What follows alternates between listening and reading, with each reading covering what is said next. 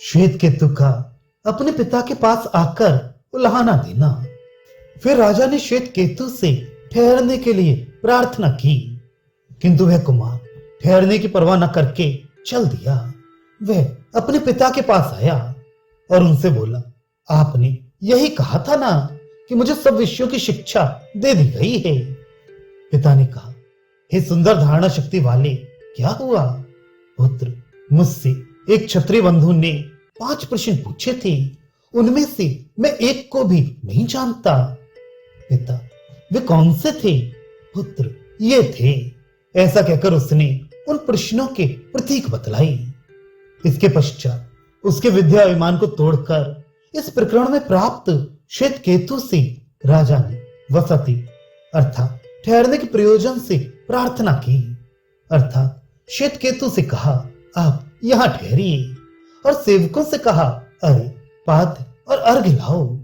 इस प्रकार राजा ने विनय पूर्वक निवेदन किया, किंतु वह कुमार उस निवास का निरादर कर प्रद्युद्राव अपने पिता के पास चल दिया। वह पिता के पास आया और वहां आकर उससे बोला। किस प्रकार बोला? आपने पहले समावर्तन संस्कार के समय यही कहा था ना कि तुझे सब विद्याओं में अनुशिक्षित कर दिया गया है। पुत्र का उपालंब युक्त वचन सुनकर पिता ने कहा, हे सुमेध, तुझे किस प्रकार दुख उत्पन्न हुआ है? जिसकी सुंदर मेधा शक्ति होती है उसे सुमेधा कहते हैं।